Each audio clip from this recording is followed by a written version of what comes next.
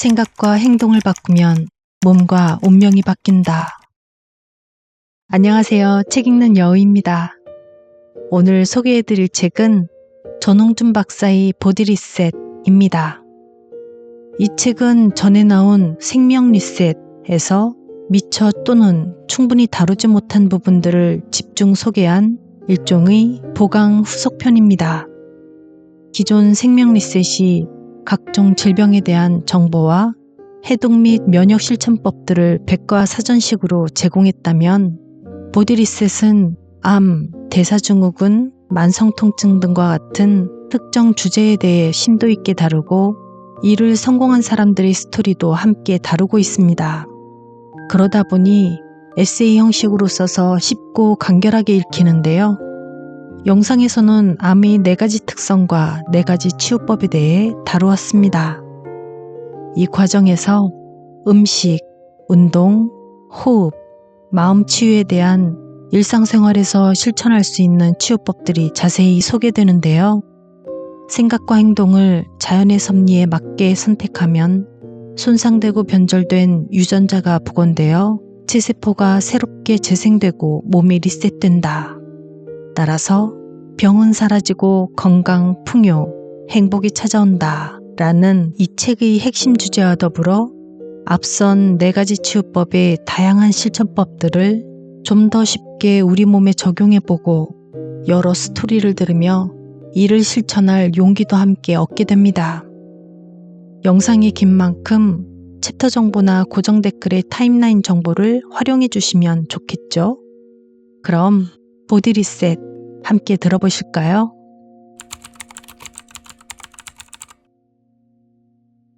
암에 걸려도 건강하게 오래 산다. 암의 4가지 특성과 4가지 치유법. 혹시 지금까지 별 생각 없이 되는 대로 살았다가 암 진단을 불쑥 받았다면 그 순간부터라도 우리는 바뀌어야 합니다. 정말 생각만 해도 가슴이 뛰고 행복해지는 삶의 목표를 정하고 이 세상에서 가장 행복한 사람으로서 살아가기에 도전해야 합니다. 몸에 암이 있다는 이야기를 들으면 환자 대부분은 삶의 질이 갑자기 나빠집니다. 병에 걸렸을 뿐인데 삶 전체가 마치 구덩이에 떨어진 듯 어두워지지요. 하지만 자신의 삶을 그렇게 내버려 두어서는 결코 안 됩니다. 그러니 암 환자들이 해야 할 가장 중요한 첫 단계 작업은 가치 있는 삶의 목표를 정하고 도전하는 것입니다. 이 목표를 이루려면 우선 암의 특성을 이해해야 합니다. 암의 특성을 알면 암을 이길 수 있습니다. 암의 4가지 특성이 있는데 요약하면 암은 전신병이자 만성병이고 면역체계가 손상된 병이자 마음의 병입니다. 첫째, 암은 전신병입니다. 국소병이 아니에요. 어떤 환자가 유방암을 진단받았다면 유방은 암의 집이고 암세포는 온몸에 다 있다고 생각해야 합니다. 검진상 보이는 유방의 암은 빙산의 일각이라는 뜻이지요. 수면 위로 보이는 빙산은 전체의 5에서 10% 정도고 90% 이상의 진짜 얼음덩어리는 바닷속에 있어 보이지 않습니다. 따라서 유방암은 유방에만 암이 있는 것이 아니라 인체 전체에 암이 있다는 것을 염두에 두어야 합니다. 눈에 보이는 부분의 암만 공격하고 치료해서는 전신병인 암이 완전히 치유되기가 어렵습니다. 둘째, 암은 급성병이 아니라 만성병이라는 겁니다. 암은 진단받은 그 무렵에 갑자기 생긴 게 아닙니다. 10년에서 15년 전부터 어떤 경우에는 서너 살 먹었을 때부터 시작되었을 수도 있습니다.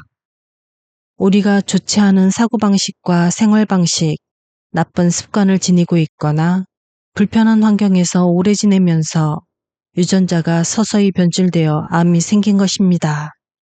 따라서 암은 단기간에 치료가 끝나는 것이 아니라 평생 동안 관리해야 하는 병임을 확실히 알아야 합니다. 셋째, 암은 면역체계가 고장난 병입니다. 사실 모든 사람에게 암이 생깁니다. 그러나 우리 몸은 면역 시스템이 잘 갖추어져 있어서 암세포가 생기면 곧바로 면역세포가 암을 청소하고 잡아먹습니다. 암뿐만 아니라 다른 질병에도 곧바로 면역 시스템이 발동하지요. 그런데 면역 시스템이 손상되거나 변질되면 제대로 작동하지 못하게 됩니다. 암이 생겼는데 알아채지 못하기도 하고 설사 암세포를 인지해도 잡아먹을 힘이 없는 상태가 되기도 하지요. 암은 암세포를 두고도 못 잡아먹는 우리 몸의 면역 체계가 고장난 병이란 뜻이지요.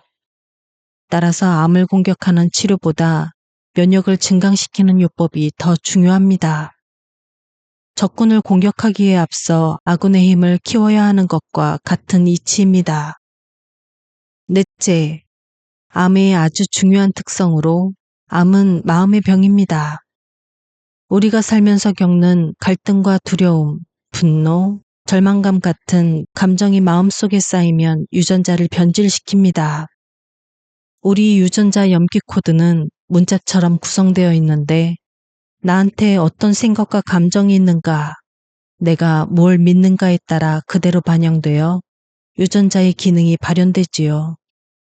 마음이 부정적이고 어두운 감정은 암을 잡아먹는 면역세포 유전자도 변질시켜 작동하지 못하게 만들 수 있습니다. 따라서 암 환자의 마음에 두려움, 분노와 같은 갈등이 사라지고 긍정, 감사, 평화가 회복되어야 합니다.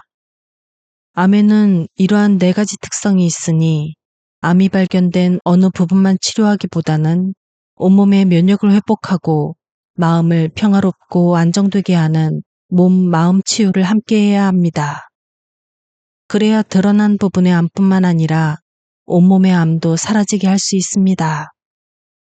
때론 평생 오래오래 암을 치유해야 할지도 모릅니다. 오랜 기간 내 몸속에서 자란 만성병이니 정말 평생을 암과 함께 살아가며 서서히 치유할 수도 있습니다.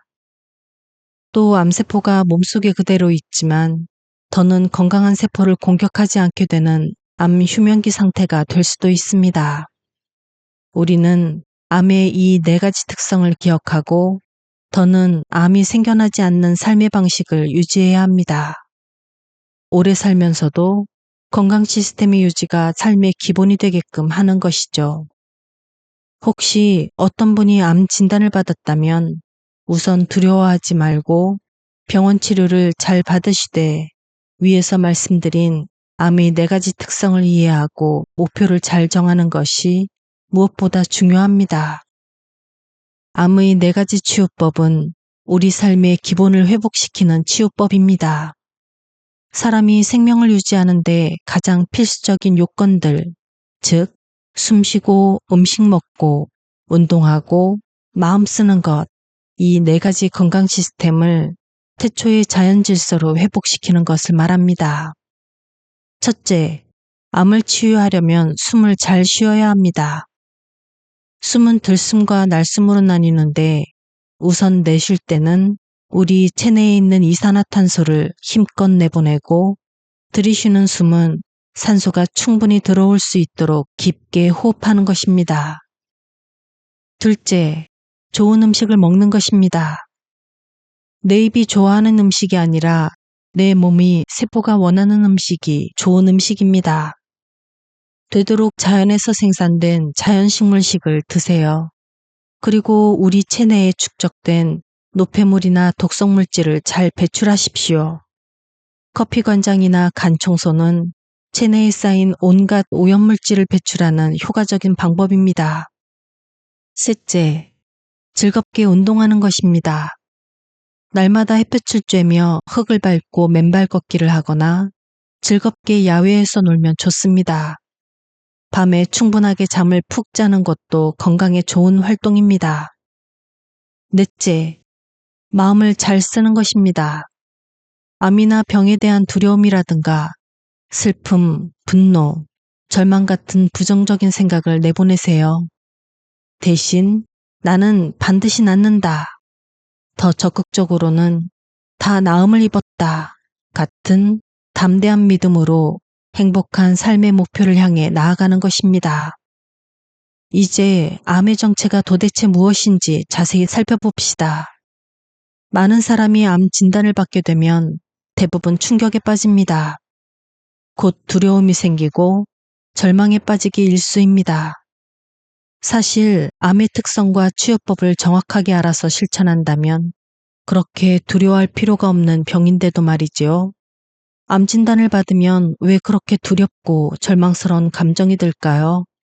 아마도 오랫동안 시간과 돈을 들여 암 치료를 받아야 하고 또 어려운 수술과 치료를 받아도 낫지 않고 실패하는 경우를 너무 많이 보기 때문일 것입니다. 실제로 수술이나 항암제, 방사선 같은 치료를 장기간 받는데도 암 치료에 실패하는 경우가 왜 그렇게 많을까요? 그 이유를 알기 위해서 우리는 의학의 역사를 살펴볼 필요가 있습니다. 21세기로 접어든 후 인류의 사망 원인 1위가 암입니다. 현재 우리나라 사망의 경우 3명 중 1명이 암으로 사망합니다. 2021년 우리나라 인구 중 사망수가 약 30만 명이었는데 그중 10만 명 가까운 수가 암으로 사망했다는 통계가 있습니다. 우리보다 과학 문명과 의학이 조금 앞섰다는 미국이나 일본의 경우 지금 사망자 2.5명 중 1명이 암으로 사망한다는 통계가 있습니다. 왜 과학 문명이 발달할수록 또 의학이 발달할수록 암 환자 수가 늘고 암 사망자 수도 더 증가하는 걸까요? 지금 21세기 인류의 사망 원인 1위는 암이지만 약 100여 년 전 19세기에는 암이 아니었습니다. 당시의 사망 원인 1위는 결핵이었습니다. 19세기 초반에는 결핵으로 사망하는 사람이 너무 많았는데 중반인 1850년대부터 어떤 이유에서인지 모르지만 결핵 발병자 수와 사망자 수가 서서히 줄어들기 시작했습니다. 19세기 말쯤이 되자 급격하게 줄어 결핵 환자 수가 현저하게 감소했습니다. 하지만 당시엔 왜 그렇게 감소하게 되었는지 그 이유를 잘 알 수 없었습니다. 이처럼 결핵이 19세기 내내 사망 원인 1위였는데도 불구하고 당시에는 이 병이 무슨 병인지를 잘 몰랐습니다. 1882년에 로버트 코호가 결핵균을 발견하고 나서야 처음으로 결핵이 결핵균이라는 세균에 감염되어 생긴 전염병이라는 것을 알게 된 것이죠. 결핵균이 창궐하던 내내 결핵은 사람들이 밥을 못 먹고 빼빼 말라가며 기침하다가 피를 토하며 죽는 각혈병쯤으로만 알았습니다. 아이러니하게도 결핵 환자 수가 상당히 줄어든 19세기 말에야 결핵의 정체를 알게 된 거예요. 그러면 결핵의 치료약은 언제부터 사용하기 시작했을까요? 놀라지 마십시오. 결핵 치료약인 스트랩토마이신은 1946년에야 개발되었습니다. 결핵 환자 수가 감소하기 시작한 1850년경에서 무려 100년 가까이 지나서야 치료약이 나온 겁니다. 이 사실을 보면 결핵 환자와 사망자가 줄어들고 결핵이라는 질환이 극복된 것은 의학의 발달과는 큰 상관이 없었습니다. 결핵과 결핵 환자가 감소한 것은 산업화와 근대화를 거치며 위생 환경이 깨끗해졌고 사람들의 영양 상태가 좋아졌고 또 주거 환경이 개선되었기 때문이죠. 다시 말해 의식주 환경이 좋아지자 결핵 환자가 줄어든 것입니다. 우리는 암도 결핵과 같은 관점으로 볼 수 있습니다. 지금은 결핵 환자가 더욱 줄어들어 후진국병 취급을 받고 있지요. 우리나라만은 조금 예외적으로 결핵 환자 수가 많지만요. 하지만 암은 19세기 초반 결핵 환자 수가 늘어나듯이 점점 더 많이 발병하고 있습니다. 암이 생긴 원인은 무엇이고 또 암은 어떤 병일까요? 학자들과 의사들은 암을 과식, 특히 동물성 음식이나 화학물질이 오염된 음식을 많이 섭취하는 것과 스트레스와 과로가 쌓이는 생활 방식과 습관, 환경 파괴로 인한 외부 요인, 그리고 유전적 요인 같은 것들이 복합되어 생기는 것으로 추정합니다.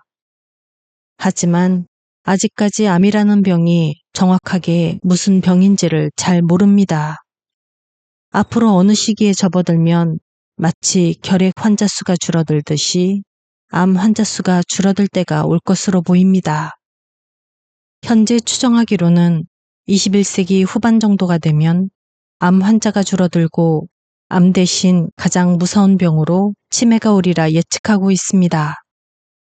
현재 암 치료법의 황금률은 수술, 항암요법, 방사선 치료라는 3대 치료법입니다.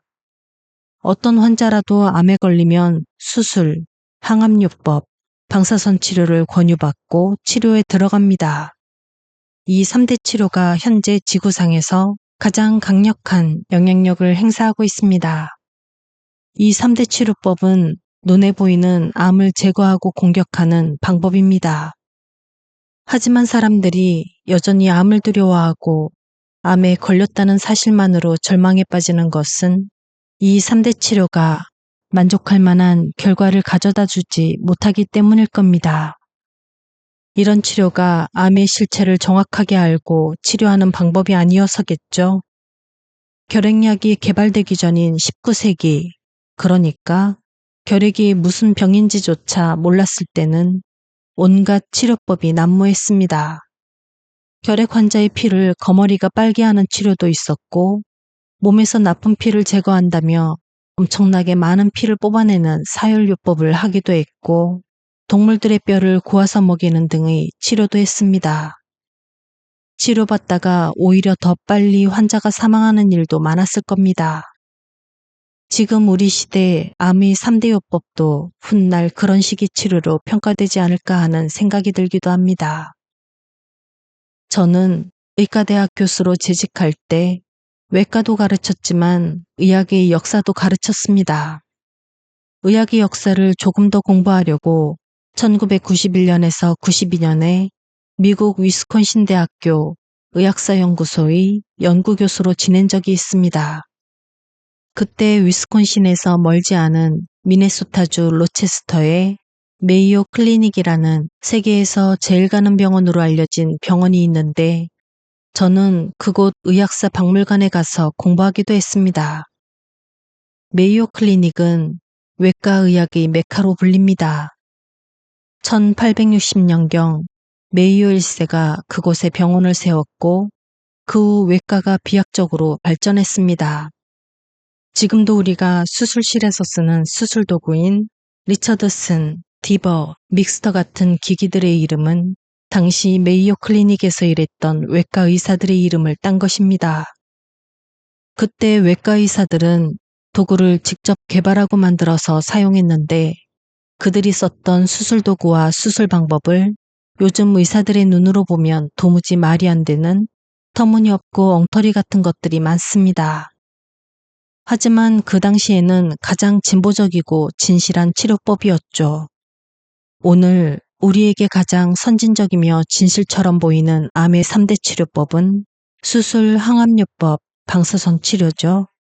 이 치료법이 수백 년 후 우리 후대 의사들이나 사람들의 눈에는 어떻게 비칠까요?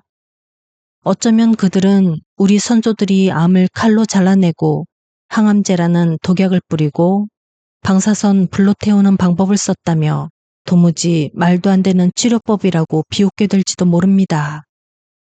저는 현재로선 가장 진보적인 치료법이라는 수술, 항암요법, 방사선 치료를 무시하거나 소홀히 해도 된다는 말씀을 드리는 것이 아닙니다. 실제로 이 3대 치료는 암의 고통으로부터 환자들을 구해주는 탁월한 효과가 있습니다. 비록 암의 원인 자체를 고치지는 못하니 이 3대 치료법이 완전한 진실은 아니더라도 다른 길을 아직 찾지 못한 우리 시대에는 그 치료법에 의존하지 않을 수 없는 것입니다. 그러나 우리는 이 3대 요법에 대해서 깊게 생각해야 합니다.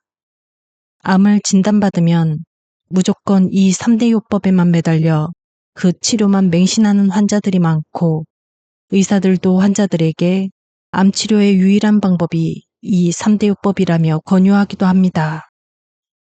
저도 그런 의사였습니다. 제가 외과 전문의 시험을 볼 때 암에 대한 3대 치료법을 쓰시오라는 문제가 출제되었습니다. 정답은 수술, 항암요법, 방사선 치료였고요. 저도 그렇게 교육받았기 때문에 한때 수술과 항암제, 방사선만이 암 치료의 유일한 길이라고 믿고 그렇게 했던 시절이 있었습니다. 그런데 제가 수술로 암을 치료한 환자들이 암이 재발하여 점점 상태가 나빠지는 걸 지켜보거나 깡마른 채 제 앞에서 죽어가는 환자들을 여러 차례 보았습니다. 담당 의사로서 자기가 수술한 환자가 눈앞에서 죽어가는 걸 보는 마음을 이해하실 수 있으실지 모르겠습니다만 정말로 고통스럽습니다. 암 진단을 받았을 때 반드시 염두에 두어야 할 것은 건강관리 주도권을 환자 자신이 가져야 한다는 것입니다. 의사의 말을 무시하라는 뜻이 아닙니다. 수술이나 항암제, 방사선 치료나 의사의 권유 모두를 환자가 자기 자신의 건강을 관리하는 하나의 수단으로 여기라는 뜻입니다. 암 환자의 목표는 무엇입니까? 고통을 줄이고 오래 사는 것입니다. 자신이 건강관리의 주도권을 가지고 건강하게 오래 사는 것이에요. 우리가 백화점에 가서 물건을 살 때도 이것저것 물어보지 않습니까? 그런데 주인이나 점원이 막 화를 내면서 왜 그런 걸 물어보냐고 한다면 거기서 물건을 사겠습니까? 아마 그러시지 않을 겁니다. 병원에서 치료받을 때도 마찬가지입니다. 의사가 어떤 치료법을 권하면 그에 관해 잘 물어보고 그 치료법을 선택했을 때 그 방법이 정말 고통을 줄이고 자신이 오래 사는 목표에 부합하는 최고의 선택인가를 잘 생각해 보세요. 하지만 내가 선택한 치료 방법이 고통 없이 오래 사는데 큰 도움이 될 것 같지 않다면 다른 방법이나 다른 선택이 가능한지를 생각해 보아야 합니다. 제가 지금까지 말씀드린 것을 항상 염두에 두시기를 바랍니다. 내가 나의 건강관리 주도권을 가지는 것, 이것은 너무너무 중요합니다. 암에서 벗어나려면 마음이 먼저 암에서 벗어나야. 암 치유의 첫 번째 방법, 마음 치유. 마음 치유란 환자 자신이 어떤 생각을 믿느냐를 조절하는 신념관리 훈련을 말합니다. 저는 1994년에 미국의 교육심리학자 해리 팔머가 개발한 아바타 프로그램을 배우러 미국 플로리다주 올랜도에 간 적이 있습니다. 그 모임에서 이스라엘 출신의 미국인 의사 하녹 탈머를 만났는데 그는 플로리다주 게인스빌에서 암이나 에이즈 같은 난치병 환자를 치료한다고 했습니다. 마음치유가 암치료에 효과가 있어 아바타 프로그램을 모든 환자에게 응용한다며 저에게 그 경험담을 이야기해 주었어요. 한옥 탈머는 지난 20년 동안 치료한 암 환자들을 관찰한 결과 세 부류로 나눌 수 있다고 했습니다. 첫 번째 그룹은 암을 낫기 어려운 난치병으로 생각하는 일반 대중의 믿음을 고스란히 받아들인 사람들입니다. 이 그룹 환자들은 대부분 극심한 고통에 시달렸고 평균 생존 기간이 가장 짧았습니다. 두 번째 그룹은 암이 낫기 어렵다는 일반적인 신념을 받아들이지만 그래도 나는 나을 수 있다고 믿고 노력하는 사람들입니다. 이 그룹 환자들은 첫 번째 그룹 환자들보다 비교적 고통이 덜했고 생존 기간도 조금 더 길었습니다. 세 번째 그룹은 암이 낫기 어려운 난치병이라는 생각 자체를 받아들이지 않았던 환자들입니다. 그들은 나는 반드시 낫는다. 더 적극적으로는 나는 이미 다 나았다. 와 같은 담대한 믿음을 가지고 삶의 높은 목표를 향해서 도전적으로 나아갔습니다. 이 그룹 사람들은 고통을 적게 받았고 생존 기간이 다른 그룹 환자들보다 훨씬 길었습니다. 세 번째 그룹 환자 중 더러는 어느 날 암이 홀연히 사라져버리는 기적과 같은 일들이 생기기도 했습니다. 이런 경우를 의학용어로 암 자연소실이라고 표현합니다. 7, 8년 전 연세가 많은 남성 간암 환자 한 분이 저를 찾아왔습니다. 이분은 당시 82세였는데 고등학교에서 학생들을 가르치셨다고 합니다.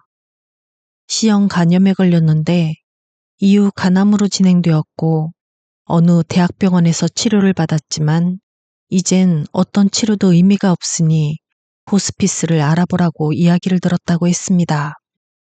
무척 심각한 상태의 환자였어요.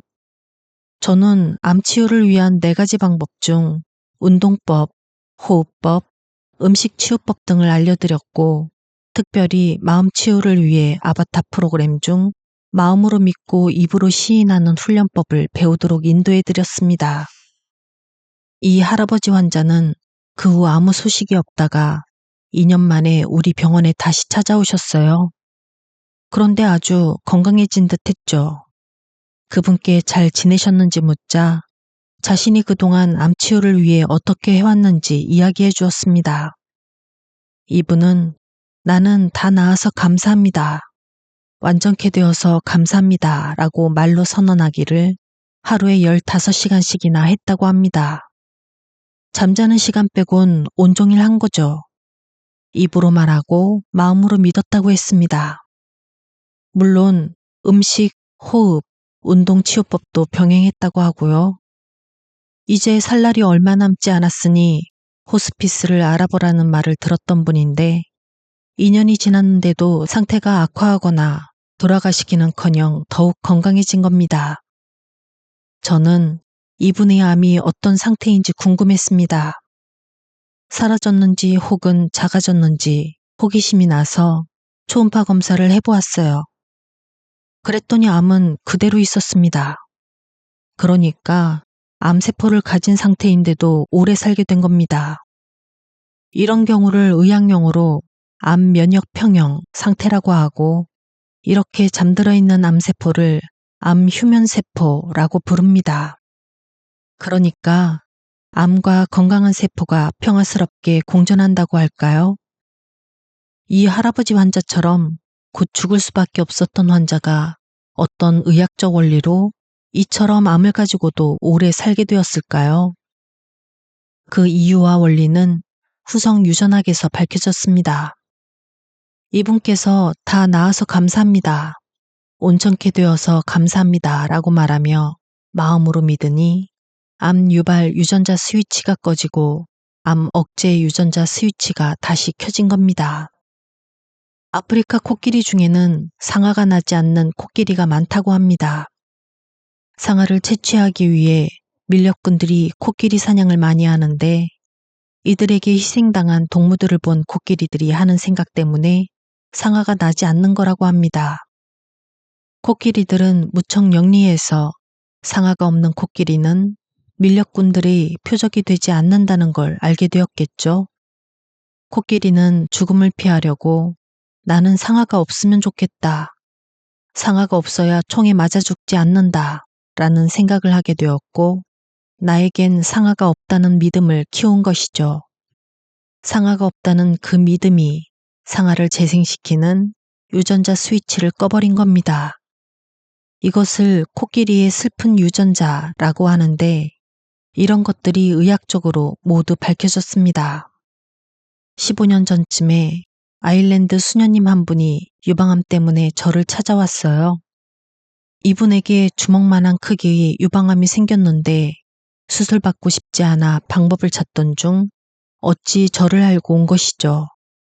저는 이분에게 몸 돌보기 방법을 가르쳐 드렸어요. 아바타 프로그램의 10년 관리 훈련법 중 하나인데 자기 몸을 만지고 쓰다듬으면서 사랑과 감사의 말을 해주는 것입니다.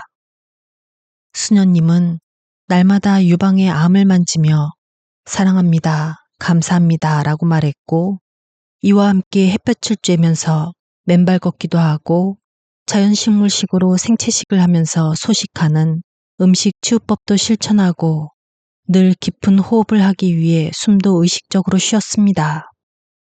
그 후 2, 3년 정도 지나 수녀님에게 연락이 왔습니다. 이제 암 사이즈가 아주 많이 줄어들었다고 했습니다. 그래서 저는 수녀님에게 이제는 수술 받으시는 게 좋겠다고 말씀드렸습니다. 그 뒤로 연락이 없어 수녀님이 수술 받았는지는 모릅니다. 어떻게 암 크기가 작아졌을까요? 암은 우리가 미워해야 하는 적대적인 존재가 아닙니다. 실제로는 우리가 돌보고 사랑해야 할 자식 같은 존재라고 할 수 있습니다. 암이 내 몸 안에서 몸의 한 부분으로 살고 있는데 암을 미워하는 건 내 몸 자체를 미워하는 게 될 수도 있습니다. 어떤 가정이 상황이나 환경이 나빠지게 되면 자녀 가운데 비뚤어지고 상처받는 아이가 생길 수 있듯이 내 몸과 마음, 환경이 나빠지면 내 몸속 수많은 세포 중 일부가 비뚤어지고 변질되기도 합니다. 그게 바로 암이라고 볼 수 있습니다. 하지만 가정 상황이 나아지고 환경이 바로잡히고 비뚤어진 아이도 사랑으로 대하면 상처받은 마음이 치유되어 다시 회복되지 않겠습니까? 수녀님도 자신의 육체와 마음 환경을 바로잡고 그 다음 자신의 유방암까지 사랑하며 감사하니 몸이 원래대로 회복된 것이라고 유전학적으로 설명할 수 있겠습니다. 이런 사례를 보면 말의 힘이 정말로 얼마나 중요한지 알 수 있습니다. 어떤 의사가 암 환자에게 당신의 여명이 3개월에서 6개월 정도 남았습니다 라고 말했다고 합시다. 그 말을 들은 암 환자가 그대로 받아들여 믿으면서 나는 석 달밖에 못 산다 라고 반복해서 말한다면 어떻게 될까요?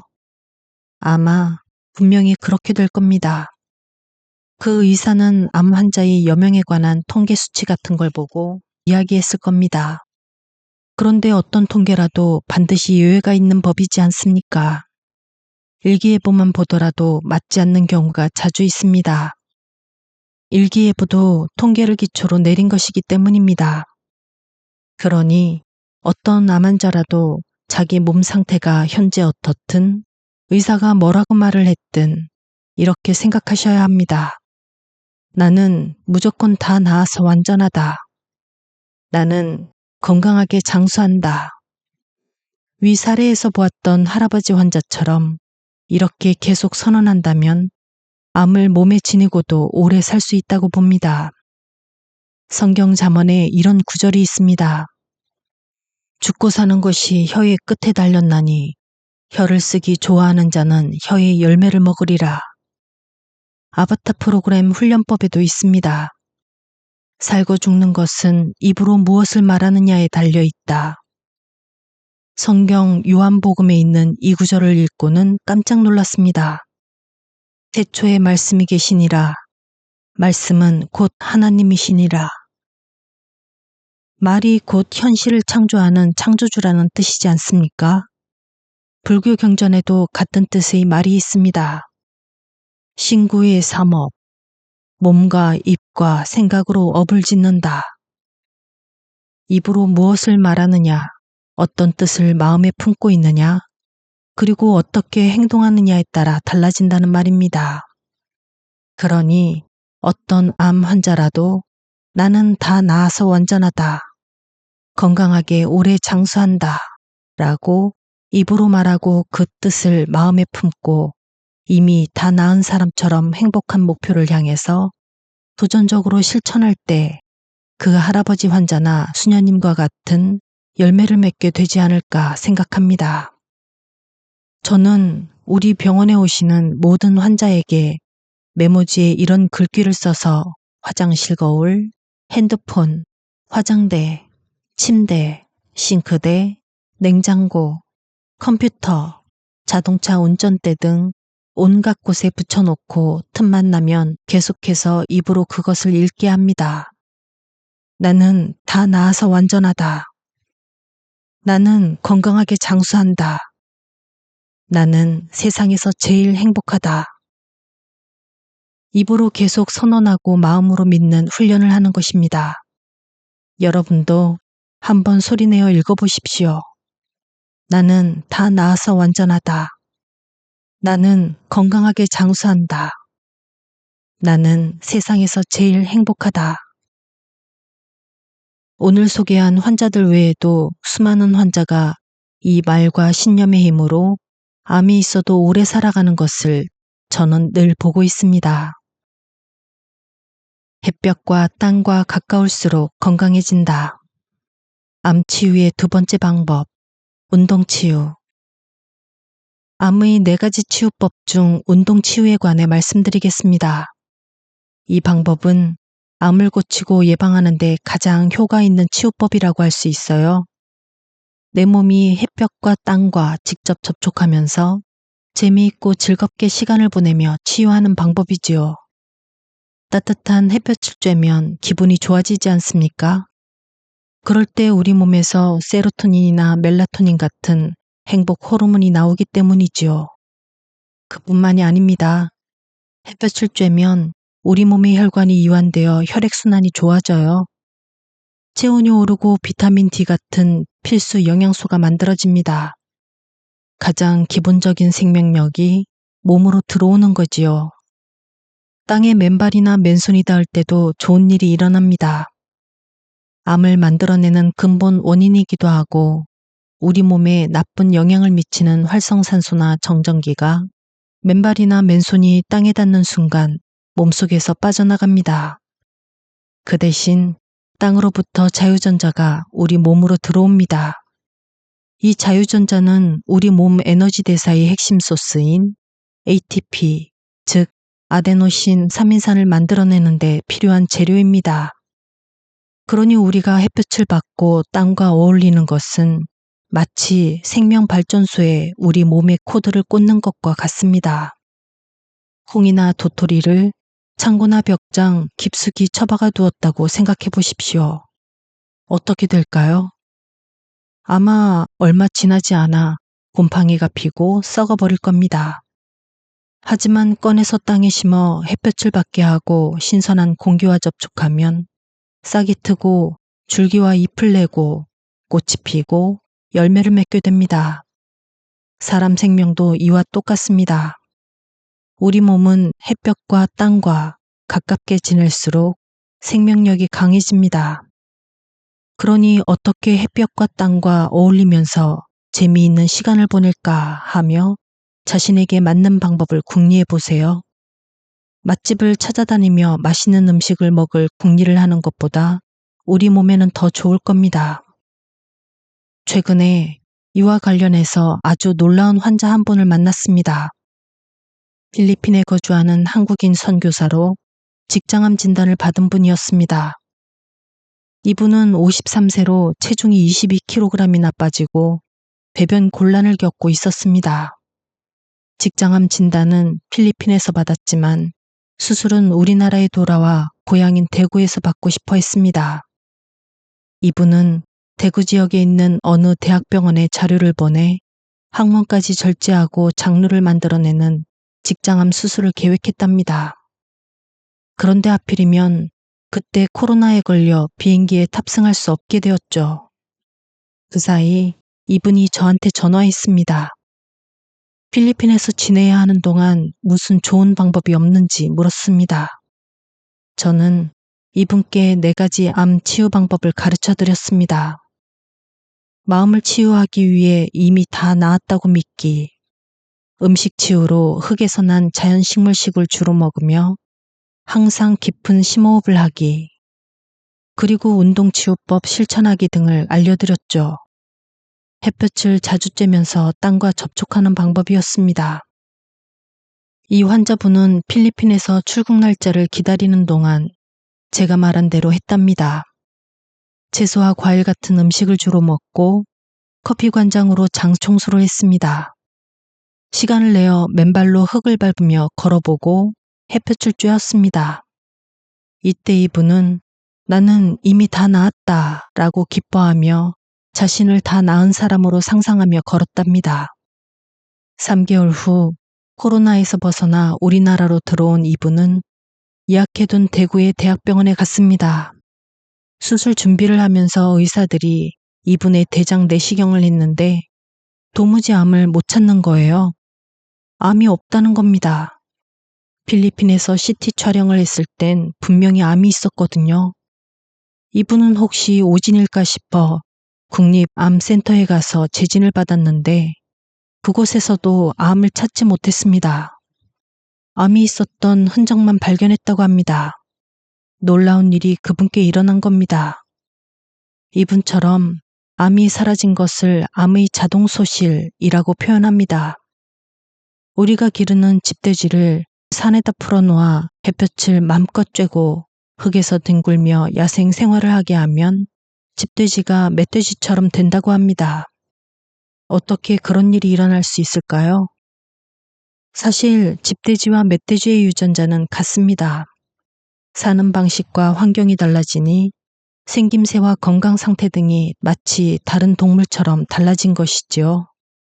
우선 생김새를 보면 집돼지는 입이 짧고 송곳니가 없습니다. 사료를 먹고 사니 먹이에 알맞은 입 모양이 된 거예요. 하지만 마음껏 돌아다니며 먹이를 구하게 되면 집돼지가 되기 전 유전자들이 다시 발현하게 됩니다. 땅을 파헤치기 좋게 입이 길어지고 나무 뿌리를 자르거나 고구마 같은 땅속 먹이를 꺼내기 쉽게 송곳니가 자란답니다. 참 놀랍지 않나요? 집돼지는 살찌기 쉬운 음식들만 먹으면서 비만 조절이 잘 되지 않아 뚱뚱합니다. 운동도 거의 하지 않아 다리가 짧고요. 하지만 자연에 풀어놓으면 달라집니다. 먹이를 구하러 다니느라 움직임이 많아져 자연스럽게 비만이 해결되어 날씬해집니다. 덩달아 다리도 더 빨리 움직이며 달릴 수 있게 길어지지요. 집돼지와 멧돼지의 다른 점을 몇 가지 더 말씀드리겠습니다. 집돼지는 우리에서 살면서 자연 환경의 영향을 거의 받지 않으며 살게 되자 몸의 털이 다 빠졌습니다. 하지만 멧돼지는 온몸의 털이 무성하지요. 계절 변화에 따른 더위나 추위, 가혹한 환경에 잘 견디기 위해 털이 필요한 겁니다. 집돼지는 병에 약해 구제역이나 돼지열병 같은 전염성 강한 병이 돌면 삽시간에 병에 걸리고 치사율이 높은 병이 돌면 거의 100% 사망합니다. 야생 멧돼지는 어떤 병에도 잘 걸리지 않을 뿐만 아니라 병에 걸려도 쉽게 죽지 않습니다. 이 이야기의 핵심은 무엇일까요? 환경이 바뀌고 생활 방식이 달라지면 잠들어 있던 유전자가 깨어난다는 거예요. 집돼지를 야생에 풀어놓자 잠들어 있던 멧돼지 시절 유전자가 전부 깨어나지요. 이 필리핀 선교사가 좋아진 배경이 바로 이것입니다. 우리는 문명의 혜택을 마음껏 누리는 걸 잘 사는 것으로 생각하지요. 한사코 아파트 같은 현대식 건축물에 살려 하고 짧은 거리도 자동차를 타고 이동합니다. 외식을 즐기고 과식하는 것도 개의치 않아요. 하지만 어떤 질환이 생겼거나 암 진단을 받았다면 우리 생활 방식과 습관을 한번 돌아봐야 합니다. 마치 집돼지처럼 살아온 것은 아닌지 생각해 보세요. 특히 중요한 것은 틈만 나면 햇볕 아래 나가 땅을 밟고 흙을 접하는 것이에요. 이것은 정말 중요합니다. 얼마 전 우리 병원에 놀랍게 변한 환자 한 분이 찾아왔습니다. 약 6개월 전에 우리 병원을 방문했던 분이었습니다. 당시 유방암 수술을 받았지만 재발해서 오셨지요. 서울 지역 암센터에서 항암요법과 방사선 치료를 계속 받고 있는데 약으로는 도무지 좋아지지 않았습니다. 이분이 처음 오셨을 때 다리에 림프 부종이 심해서 코끼리의 다리처럼 부어 있었어요. 저는 이분이 정말 생존할 수 있을까, 이 병에서 풀려날 수 있을까 하는 염려가 먼저 들었습니다. 솔직히 그분이 좋아질 거라는 생각이 거의 들지 않았습니다. 그래도 암 치료법을 알려드리고 열심히 실천하시라고 응원해드렸습니다. 그런데 6개월 만에 다 좋아졌다는 거예요. 원래 다니던 병원에 가서 재검진을 했는데 전부 좋아졌다고 했답니다. 이분의 모습이 건강하고 아름답게 변한 걸 보며 저는 이 환자분에게 너무 감사했고 큰 감동을 받았습니다. 이분은 어떻게 해서 이렇게 좋아졌을까요? 이분이 좋아진 것은 제 의술하고는 아무 상관이 없습니다. 이건 거짓 겸손이 아닙니다. 이분 스스로 암의 4가지 치유법, 마음, 음식, 운동, 호흡 치유를 열심히 한 겁니다. 마음 치유로 나는 이미 다 나았다. 몸의 형편과 상관없이 나았다. 라고 말하고 믿으면서 늘 기뻐하는 훈련을 아바타 코스에서 배우게 했는데 이후 열심히 계속했답니다. 그 훈련법은 몸 다루기 런다운이라는 기법으로 이 육체가 내가 아니라 진짜 나는 비물적인 영적 존재라는 것을 깨닫고 영적인 존재로서 육체에 대한 인상을 원하는 모습으로 바꾸는 것입니다. 이때 놀라운 치유가 일어납니다. 이 훈련을 통해 기적이 일어나는 것을 저는 많이 보았습니다. 음식 치유로 자연식물식을 권했는데 이분은 불로 익히지 않은 생채식을 늘 먹고 깊은 심호흡을 자주 했다고 합니다. 특히 운동 치유를 열심히 했다고 합니다. 틈만 나면 밖으로 나가 햇볕을 쬐고 발이 흙과 닿게 했답니다. 처음에는 다리가 너무 부어 걸을 수 없었기 때문에 의자를 놓고 앉아서 흙에 맨발이 닿게 했답니다. 그 자세로 있으면서 마음으로는 나는 다 나았다 라고 말하며 기쁘게 생각했답니다.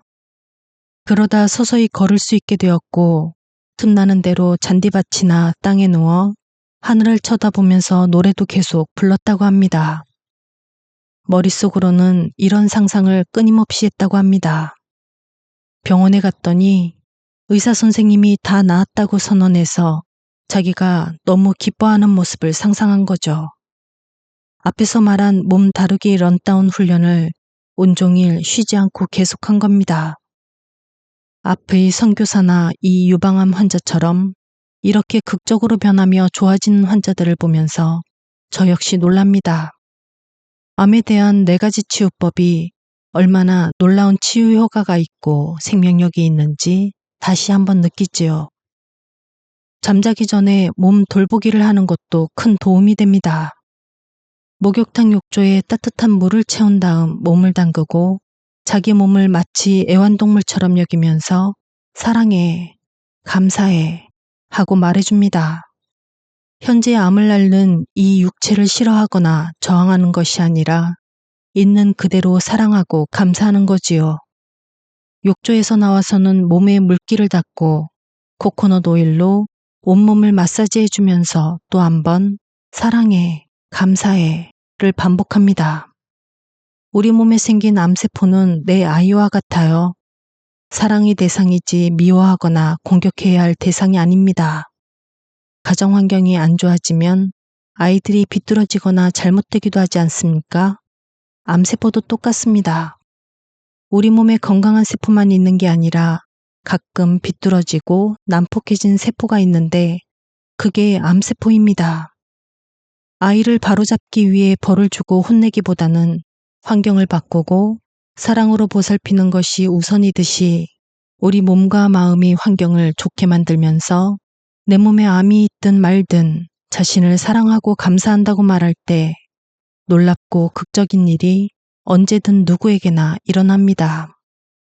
암 환자를 위한 운동 치유법을 요약하면 낮에는 햇볕을 쬐며 흙과 친하게 지내고 밤에는 목욕하며 내 몸을 정말 사랑하고 감사해주며 잠들기 전에는 내가 이미 다 나아서 건강하고 재미있게 활동하는 모습을 상상하면서 잠을 잘 자는 것입니다.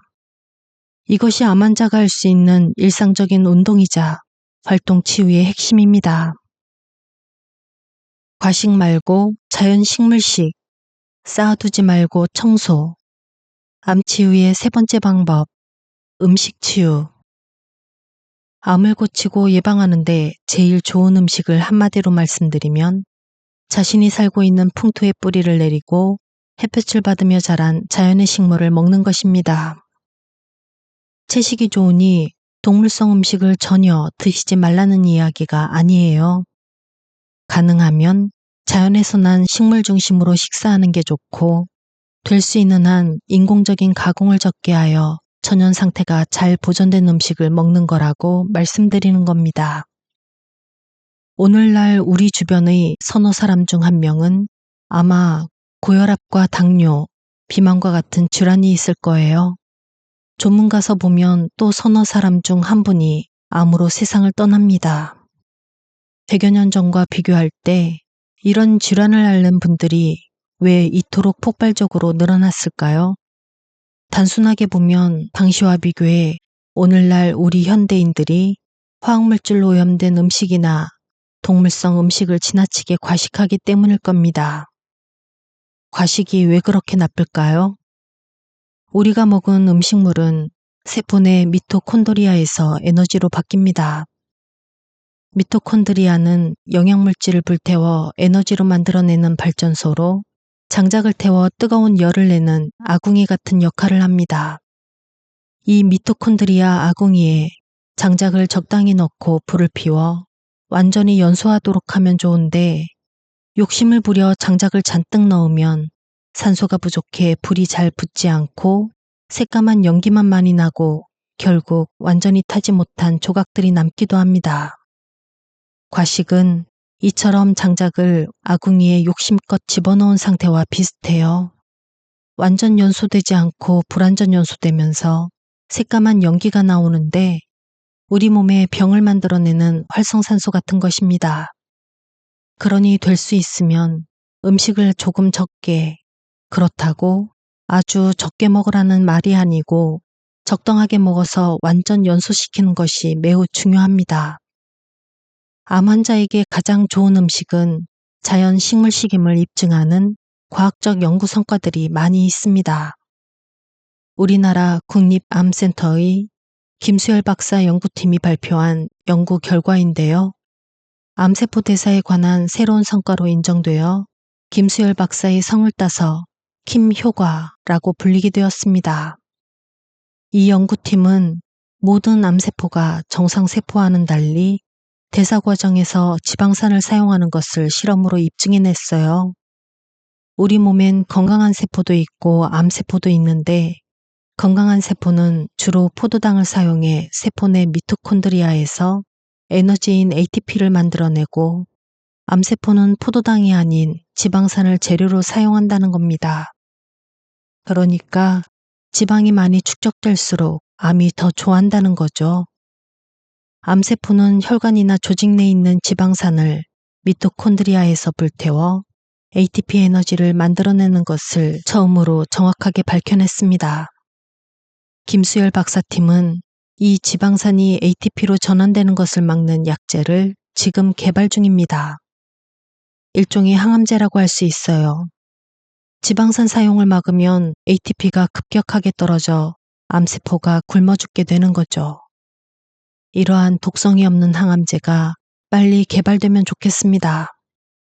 여기서 우리가 배울 점은 무엇일까요? 우리가 평소 섭생할 때 될 수 있으면 저지방 식단을 따르는 것이 좋다는 것입니다. 하지만 기름기가 많은 음식을 먹지 않고 탄수화물이나 단백질 음식을 주로 먹어도 체내에서 사용하고 남은 영양분은 지방으로 축적된다는 사실 또한 중요하지요. 그래서 음식을 과식하는 게 나쁜 겁니다. 지방이 많을수록 암은 더 좋아합니다. 자연 식물식을 먹되 과식하지 않는 것, 그것이 암 환자에게 가장 좋습니다. 이제 자연 식물식이 암 환자에게 얼마나 유익한지 암 환자의 사례를 통해 소개하겠습니다. 한 분은 약 10여 년 전에 저를 찾아온 72세 여성입니다. 직장암 진단을 받고 서울의 유명한 암센터에서 수술 날짜를 받아놓고 저를 찾아왔습니다. 이분은 암을 치료하려고 오신 것이 아니고 지난 20년 동안 혈압약과 당뇨약을 먹고 있었는데 수술하기 전에 고혈압과 당뇨를 조절하고 싶어서 오셨습니다. 우리 병원에 온 고혈압 환자나 당뇨 환자들이 약 없이 쉽게 나았다는 소문을 들었다고 했어요. 이분은 화원을 운영하며 바쁘게 살아왔는데 잠시도 화원을 비워둘 수가 없어 식사 때가 되면 항상 패스트푸드 음식을 주문해서 먹었다고 합니다. 일이 많다 보니 계속 화원 안에서만 지냈고 스트레스 받는 일도 많고 잠자는 시간도 늘 부족했다고 했어요. 저는 이런 생활 방식을 가진 분들이 장누수 증후군으로 혈액이 오염되어 고혈압과 당뇨에 걸리는 것을 자주 보았습니다.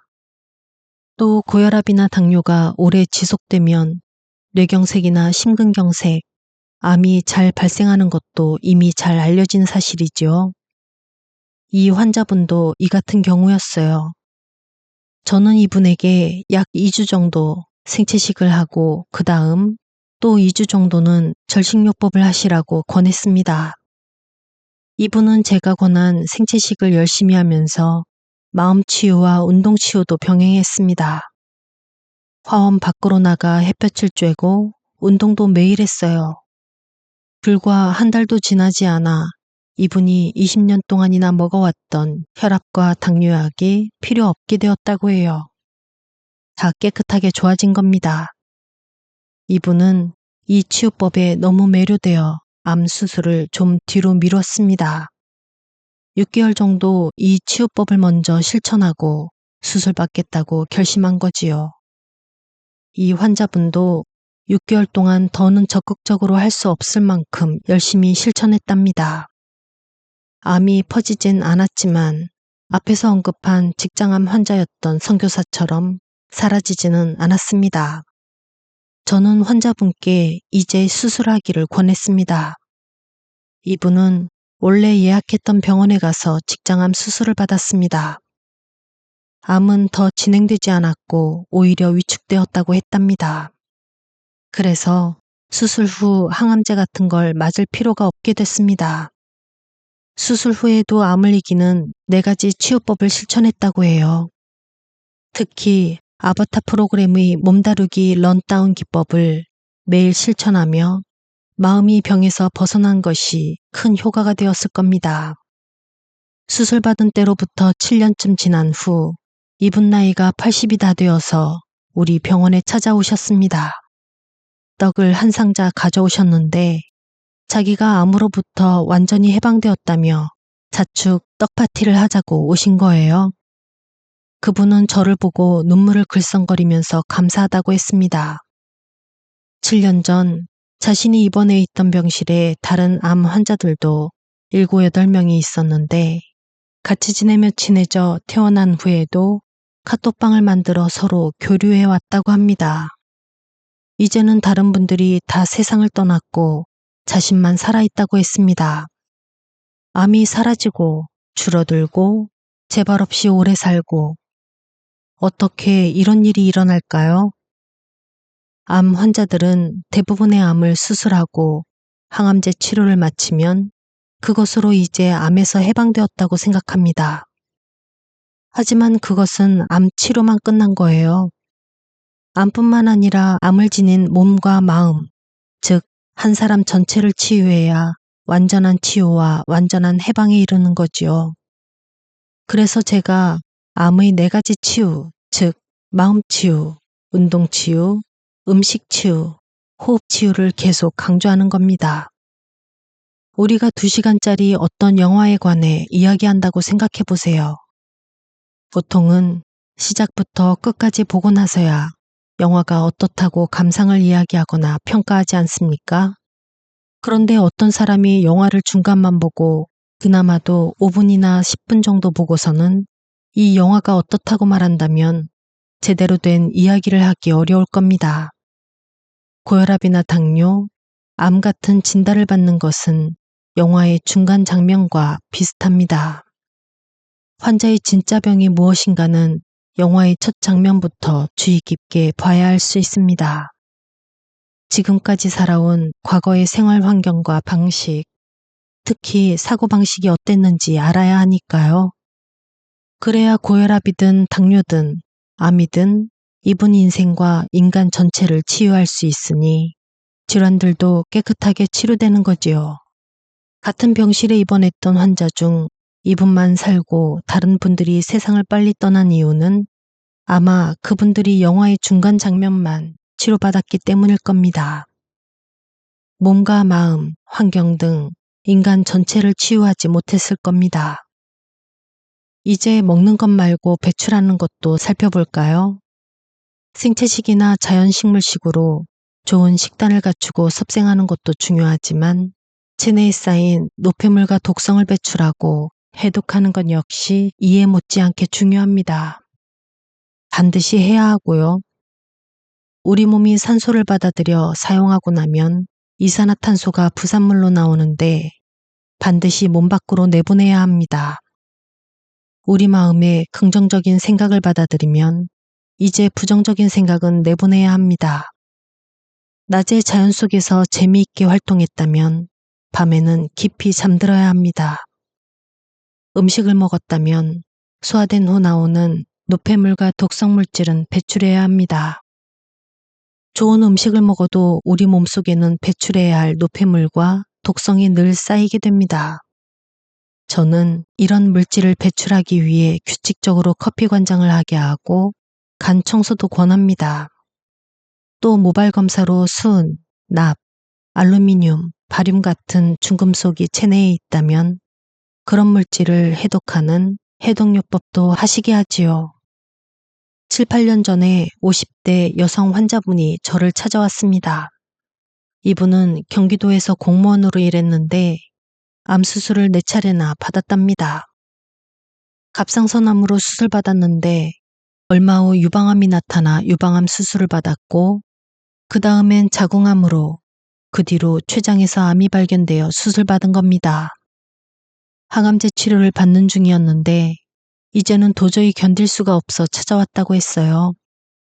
이분 얼굴은 잿빛에 가까웠고 머리카락도 다 빠져 누가 봐도 과연 회복할 수 있을까 하는 의문이 들 정도였습니다. 이 환자분은 다른 환자들처럼 생채식조차 할 수 없었습니다. 그래서 현미 잡곡 누룽지 같은 음식을 먹게 하고 생채소도 날 것이 아니라 삶거나 쪄서 된장 소스와 같이 드시라고 했습니다. 고구마를 짓이겨 견과류 가루와 버무린 것도 권했고요. 이런 음식들은 소화 흡수가 잘 되고 맛도 좋습니다. 그 외에도 여러 가지 단백질 음식도 드시게 했습니다. 이렇게 식사하면서 커피 관장과 간 청소, 중금속 해독요법을 병행했습니다. 커피 관장은 암 환자의 몸속에 쌓인 독소나 죽은 암세포 찌꺼기를 배출하기 위해서였습니다. 대장 내시경을 개발한 세계적인 위장 전문의 시냐 히로미는 커피 관장을 최고의 장 해독법이라고 했어요. 가장 빠르고 부작용이 적으면서 효과가 탁월한 방법으로 보았지요. 이분은 간 청소도 했는데 간 내 노폐물과 미세 담석이 무척 많이 배출되었습니다. 별로 크지도 않은 간에 노폐물이 얼마나 많이 쌓여 있었는지 1년 내내 한 달에 한 번씩 간 청소를 할 때마다 계속 나왔습니다. 간 청소 후에 환자 얼굴은 완전히 달라졌습니다. 생기가 있고 식욕이 생겼다고 합니다.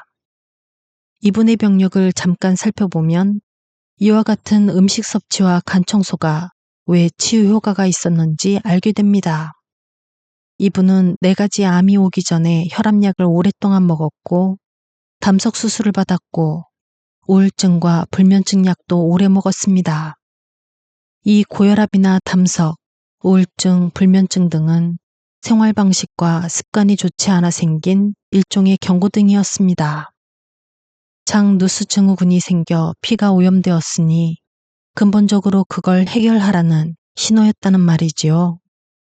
하지만 그 신호를 알아차리지 못했고 갑상선암과 유방암, 자궁암, 췌장암 등이 연달아 나타났습니다. 몸속에 그렇게 많은 노폐물이 있으니 암이 생성될 수밖에 없었던 겁니다. 이분은 간 청소로 배출된 노폐물들을 보고 이런 게 내 몸에 있었으니 혈압약이나 항암제만으로 어떻게 병이 나았겠어 하는 생각이 들었다고 합니다. 그렇게 자각하게 된 거죠. 저는 모든 환자에게 날마다 커피 관장을 하고 한 달에 한 번 정도 간 청소를 하되 6개월에서 1년 정도 지속하도록 권하고 있습니다.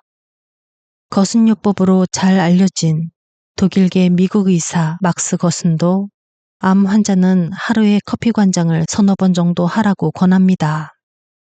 간 청소는 독일 의사 안드레아스 모리츠의 의사들도 모르는 간 청소를 감수하면서 알게 되었습니다.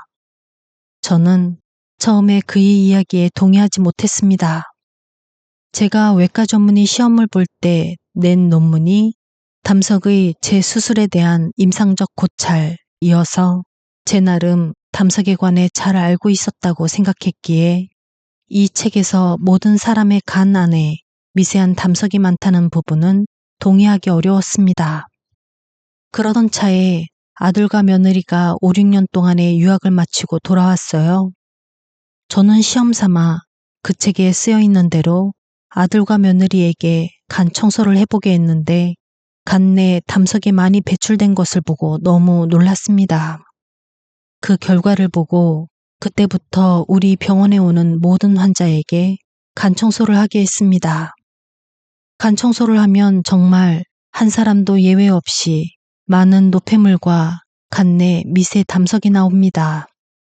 이 공무원 환자분도 4번의 암 수술 후 절망에 빠졌지만 자연 식물식을 먹고 몸속 노폐물은 커피 관장과 간 청소 등으로 배출하면서 건강을 회복했습니다.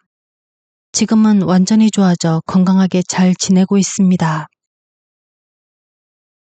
암에 좋은 호흡은 따로 있다. 암치유 4번째 방법, 호흡치유.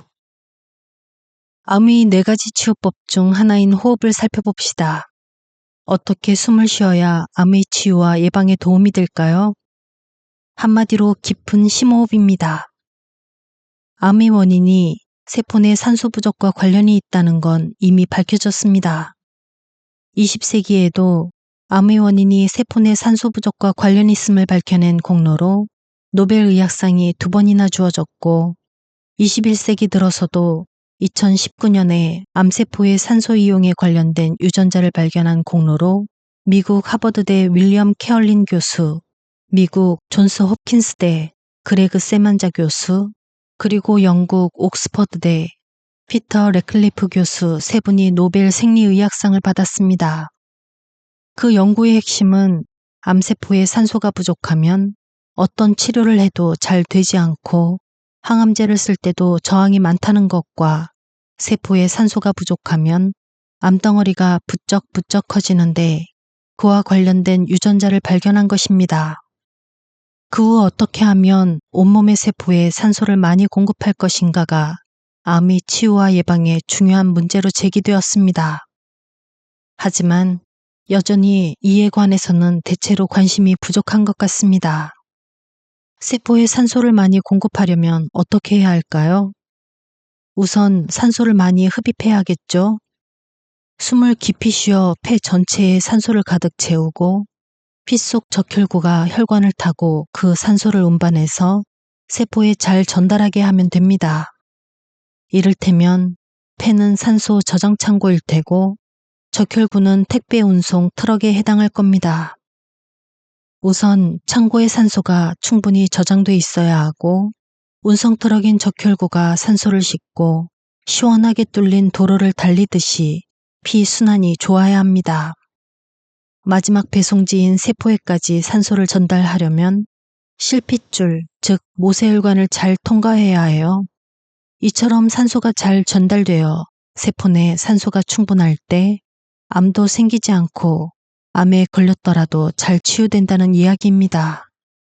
결국 좋은 호흡이란 코로 숨을 깊게 들이마셔 산소를 충분히 들어오게 하고 날숨으로 이산화탄소를 많이 내보내는 것이겠죠. 사실 운동치유나 마음치유, 음식치유도 모두 산소와 관련이 있습니다. 우리가 생채소를 많이 먹고 햇볕을 쬐며 맨발 걷기 운동을 하며 마음의 평화를 유지해서 자율신경을 잘 조절하려고 하는 이유는 결국 혈관을 이완시키고 모세혈관을 깨끗하게 하여 피순환이 좋아지도록 하기 위해서입니다. 그래야 온몸 구석구석까지 산소가 잘 공급되기 때문이죠. 어떻게 숨을 쉬어야 산소가 많이 흡입될까요? 그 답은 깊은 심호흡을 통해 아랫배로 쉬는 복식 호흡입니다. 책의 앞부분에서도 강조했지만 갓난아이가 막 태어났을 때 숨쉬는 모습을 보면 아랫배가 오르락 내리락 합니다. 복식 호흡하는 거지요. 나이를 먹으면서 점점 호흡의 중심이 가슴으로 올라오고 나이 많은 노인들이 숨쉬는 걸 보면 어깨가 들썩입니다. 임종이 다가올 때는 거의 모든 분이 목으로 숨을 급하게 몰아쉬지요. 그러다 세상을 떠나게 됩니다. 그러니까 우리는 한사코 깊은 숨을 쉬는 게 좋고 어린아이처럼 아랫배까지 생기가 가득 차도록 숨쉬는 훈련을 하는 것이 매우 중요합니다. 실제로 공기가 아랫배까지 내려가진 않지만 이런 깊은 호흡이 폐 기저부, 곧 횡격막 부위까지 산소를 가득 채워준다고 설명했지요. 저는 학생 때부터 호흡에 관심이 있어 아랫배 숨쉬기 복식 호흡, 특히 단전 호흡이라는 이 훈련을 많이 했습니다. 여러 종류의 복식 호흡법과 단전 호흡법 등을 실천해 보았는데 특히 암 환자에게 가장 도움이 되는 호흡법은 정심조식법입니다. 정심조식법은 일본 내과 의사 시오야 노부오가 개발한 호흡법으로 방법은 아주 간단합니다. 우선 이분을 잠깐 소개하자면 일본 도쿄에서 내과 의사로 활동하다가 만 105세가 되던 2008년에 세상을 떠났습니다. 일제강점기에는 경성제국대학 교수로 지내기도 했습니다. 이분은 20세기 일본의 가장 위대한 의사 중 한 분이라는 평을 받았습니다. 이분은 어렸을 때 아주 병약했고 30대에 결핵에 걸려서 죽을 뻔하기도 했습니다. 자기 몸이 약하고 병에 시달리다 보니 어떻게 하면 건강한 몸이 될 것인가에 관심이 많았습니다. 그런데 이분에게 가장 도움이 되었던 것이 바로 정심조식법 호흡치유였다고 합니다. 이 호흡법은 아주 단순하고 시간이 오래 걸리지 않으니 가능하면 이 책을 읽으며 한번 따라서 연습해 보시면 좋겠습니다. 의자에 앉아서 해도 되고 건강이 좋지 않아 의자에 앉아 있기 어려운 분들은 누워서 해도 좋습니다. 누워서 할 때는 손바닥을 바닥에 대고 편하게 놓으면 되고 의자에 앉아서 할 때는 등받이에 기대지 말고 바르게 앉아서 두 손을 그냥 본인이 편한 대로 감싸서 배꼽 아래쪽 배에 가볍게 댑니다. 숨을 들이마실 때는 우주에 가득 차 있는 나를 살리는 생기가 들어온다, 들어온다 라고 속으로 말하면서 코로 숨을 쭉 들이마십니다. 이렇게 생기를 들이마실 때 배꼽 및 아랫배에 풍선이 들어있다고 생각하면서 그 풍선에 생기를 가득 채웁니다. 가득 생기를 채운 다음 약 10초가량 숨을 멈춥니다. 그때 내 의식은 아랫배 풍선에 가 있습니다. 멈추어 있는 10초 동안 항문의 괄약근을 조입니다. 그러면 아랫배가 생기로 가득 차서 빵빵해진 느낌이 듭니다. 그 다음 코로 숨을 서서히 끝까지 길게 내쉽니다. 이때 숨이 가쁠 수 있어요. 그럴 땐 평소 호흡하듯 들이쉬고 내쉬고를 한 번 하면 곧 좋아집니다. 여러분도 함께 해보십시오. 코로 생기를 쭉 빨아들여서 아랫배 풍선에 가득 채우기, 숨을 멈춘 채 항문 조이기, 약 10초.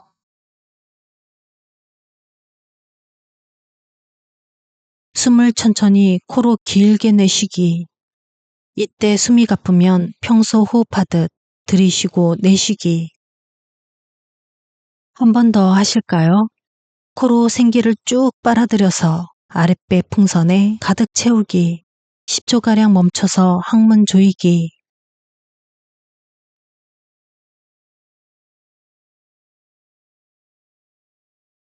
숨을 천천히 코로 내쉬고 평소 호흡대로 들이쉬고 내쉬기.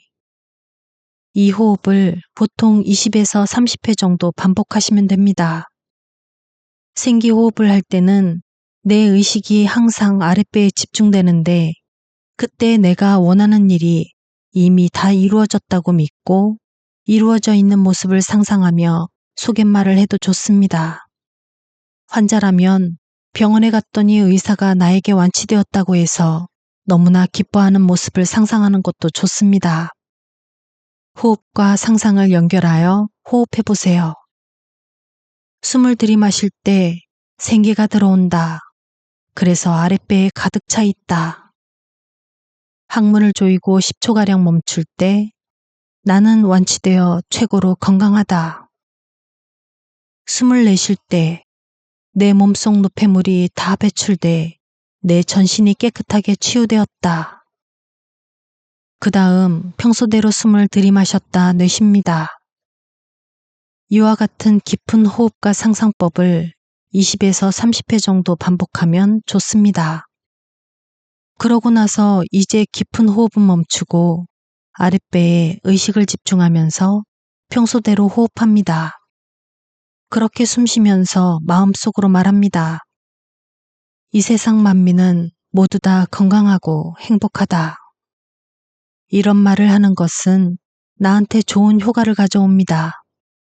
기적 같은 치유 효과가 있는 아바타 프로그램의 화해의 언덕 오르기도 타인이 행복하도록 축복하고 온 천지 만물을 다 사랑하고 감사한다고 말하는 훈련으로 이 호흡법과 같은 이치라고 할 수 있습니다.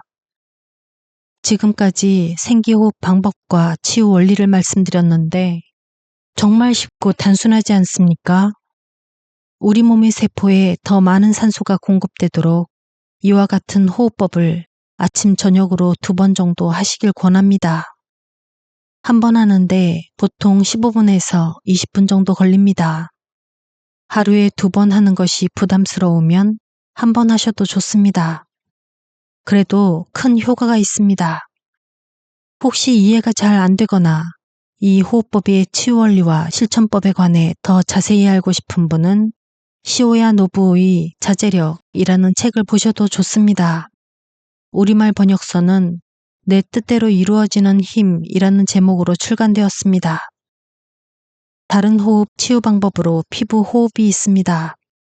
피부 호흡이란 피부를 통해 산소가 들어오고 이산화탄소가 배출되게 하는 방법으로 풍욕이라고도 합니다. 풍욕은 말 그대로 바람으로 목욕한다 라는 뜻입니다. 프랑스 의사 로브리 박사가 창안했다고 해서 로브리호법, 대기호법이라고도 합니다. 로브리 박사는 파블로프의 조건반사의 원리를 활용했다고 합니다. 풍욕 방법은 옷을 완전히 벗고 맨몸에 담요를 덮었다 제쳤다 하는 것입니다. 발가벗은 채 일정한 시간 간격으로 담요를 덮었다 제치기를 반복합니다. 풍욕은 많이 알려져 인터넷에서도 찾아볼 수 있습니다. 한 번 하는데 30분 정도 걸리는데 풍욕도 아주 강력한 효과가 있습니다. 피부를 통해 산소가 흡입되고 노폐물이 배출됩니다. 또 한 가지 소개해드리는 방법은 우리가 언제라도 할 수 있습니다. 숨을 천천히 들이마시고 내쉬면서 손가락과 발가락 비틀기입니다. 손가락을 하나씩 하나씩 수도꼭지 돌리듯이 비틀면서 천천히 숨을 들이마시고 내쉬고를 반복합니다. 내쉴 때는 입으로 휴, 내쉬면서 손가락 비틀기를 합니다. 숨을 들이마실 때는 생기가 들어온다. 내쉴 때는 나쁜 기운이 나간다. 곧 노폐물이 나간다. 그래서 치유되었다 라고 상상합니다. 이렇게 손가락과 발가락을 하나씩 비틀며 숨을 들이마시면서 생기가 들어온다. 내쉬면서 노폐물이 다 나가서 깨끗이 치유되었다 라고 속으로 말하는 것입니다. 손가락 10개와 발가락 10개를 모두 다 하고 나면 정말 기분이 좋아지는 것을 느낄 수 있습니다. 이 호흡법은 모세혈관에 산소가 잘 공급되게 합니다. 우리 혈관의 70에서 80%가 팔다리에 분포되어 있는데 손가락, 발가락 비틀기를 하며 호흡하면 팔다리 쪽으로 피를 끌어당기는 음압 효과가 있어 말초혈관의 피순환에 도움이 됩니다. 지금까지 소개해드린 호흡 치유법들은 현재 암을 앓는 분들이 지속적으로 실천하시면 큰 효과를 볼 수 있습니다. 세포 내에 산소를 많이 공급함으로써 암세포가 더 성장하지 못하도록 줄이는 효과도 있고 암의 원인을 치유하고 예방하는 효과도 있습니다. 마음 치유와 운동 치유, 음식 치유와 더불어 이 호흡 치유법도 꼭 잊지 말고 실천하시면 좋겠습니다. 보디리셋 생활계획표 1. 준비물 자신의 소망을 메모해 곳곳에 붙여두기. 예. 나는 건강해, 풍요해, 행복해, 그러니 감사해. 나는 완전히 나았다. 내 피부는 아름답다. 나는 날씬하고 아름답다. 내 체중은 뭐뭐 킬로그램. 2. 아침. 거울 보고 메모지를 읽고 선언하기. 약 5에서 10분. 따뜻한 볶은 현미물 마시기 1잔. 햇볕 쬐며 맨발 걷기 20에서 30분. 따뜻한 볶은 현미물 마시기 1잔. 커피 관장. 3. 아침 식사.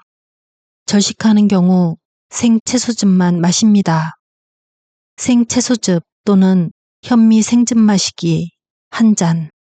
혹은 건조 채소 분말을 물이나 사과 주스 두유에 타서 마시기. 제철 과일 조금 먹기.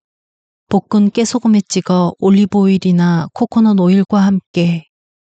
음식 관찰하기 2에서 3분. 이때 자기 암시와 선언. 내 체중은 몇 킬로그램입니다. 감사합니다. 음식 오래 씹어 먹기 100번 이상. 4. 점심 식사. 절식하는 경우 생채소즙만 마십니다. 생채소즙 또는 현미 생즙 마시기 1잔. 혹은 건조 채소 분말을 물이나 사과 주스 두유에 타서 마시기. 제철 과일 조금 먹기. 볶은 깨소금에 찍어 올리브 오일이나 코코넛 오일과 함께. 음식 관찰하기 2에서 3분. 생곡식가루나 볶은 곡식가루를 먼저 먹고 생채소와 해조류 중심의 식사. 음식 오래 씹어 먹기 100번 이상. 5. 낮에 하는 활동 20에서 30분. 햇볕 쬐며 맨발 걷기. 배드민턴, 족구, 산책 등 즐겁게 놀기. 화해의 언덕 오르기 훈련. 6. 저녁 식사. 절식하는 경우 생채소즙만 마십니다. 점심때와 같은 방법으로 식사합니다. 7. 자기 전. 따뜻한 물에 몸을 담그며 몸 돌보기 훈련. 깊은 호흡과 상상하기. 8. 기타. 따뜻한 볶은 현미물 자주 마시기. 간 청소. 한 달에 한 번씩 6개월을 계속하고 그 다음부터는 1년에 2번.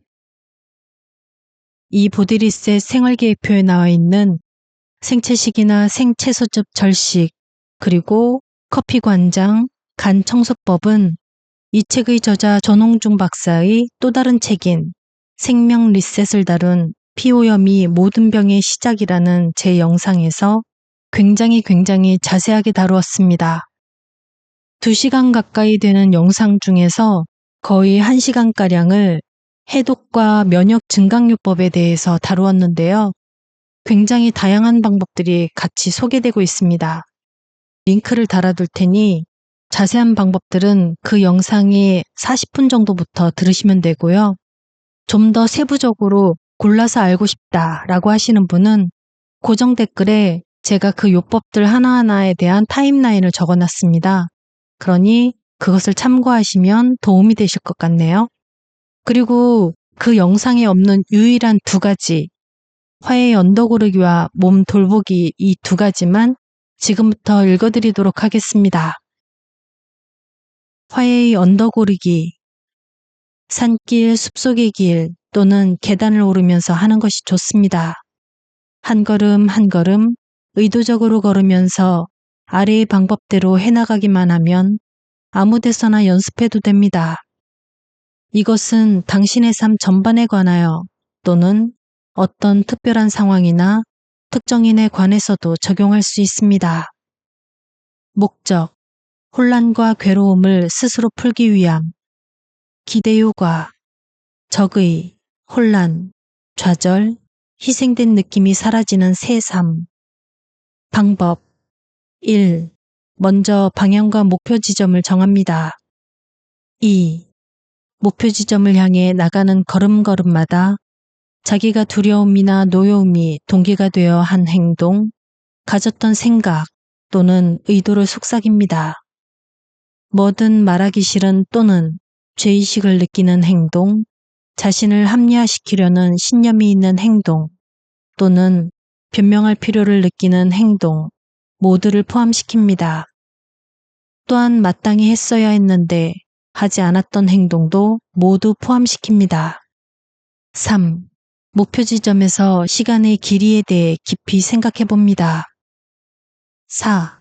돌아오는 걸음걸음마다 누군가를 생각하며 행복하게 잘 지내라 라고 축복의 말을 속삭입니다. 5. 과거의 모든 생각과 사건을 놓아두고 현재의 경치, 소리 및 느낌, 감각을 음미 감상하며 경험합니다. 몸 돌보기. 아바타 프로그램의 한 기법으로 몸과 마음이 편안해지고 긴장이 풀리며 건강이 향상되는 효과가 있는 방법입니다. 몸 돌보기 방법. 홀로 안전하고 편안한 환경을 확보하여 옷을 벗고 15분 동안 주의를 자기 몸에 집중합니다. 가볍게 두드리고 부드럽게 쓰다듬어 줍니다. 몸에게 말을 겁니다. 그것을 마치 아주 귀한 애완동물처럼 대합니다. 이렇게 하는 분위기는 성적인 것이 아니라 따뜻이 돌보고 가꾸는 태도입니다. 용서하고 사랑하십시오. 뭐든 자신의 결점이라고 여겨지는 것은 그러한 결점을 지닌 타인에게 당신이 베풀듯이 이해심과 자부심으로 받아들이십시오. 비난하거나 자책하지 마세요. 원한다면 피부에 진흙팩을 하거나 바디 오일을 발라줘도 좋습니다. 낭독은 여기까지입니다. 이 책의 맨 앞장에 적혀 있는 제 마음과 똑 닮은 글귀를 읽어드리며 오늘은 여기서 인사드리겠습니다.